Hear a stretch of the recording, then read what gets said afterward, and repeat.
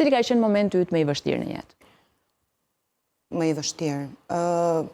Po kam patur momente të vështira, po ndarja nga jeta e babit, realisht ka qenë momenti më i vështirë në jetë.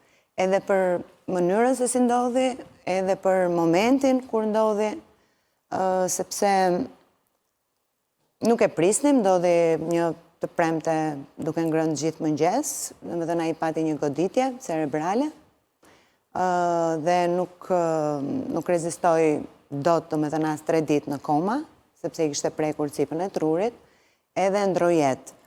Dhe kjo ka ndodhur në datën 9 mars të vitit 2020.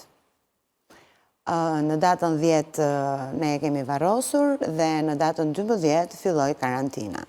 Tani ti mund ta kuptosh shumë mirë se çfarë situate, domethënë ti humb një njeri kaq të shtrenjtë, kaq madhor, kaq figurë qendrore të familjes, dhe përveç kësaj nuk ke as njerëzit e tu pranë, sepse edhe motra që jetonte në Itali u detyrua të largohej sepse mbylleshin kufit, vllai po ashtu, daja po ashtu.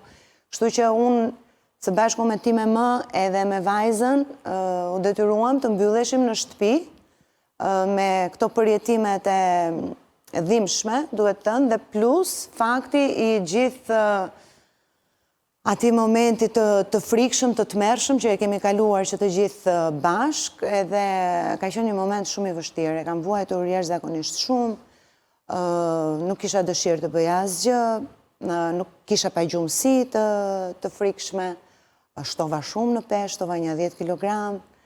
Domethënë ato 2 muajt e karantinës kanë qenë vërtet shumë të vështira, përveç faktit që unë isha shumë e lidhur me Timat.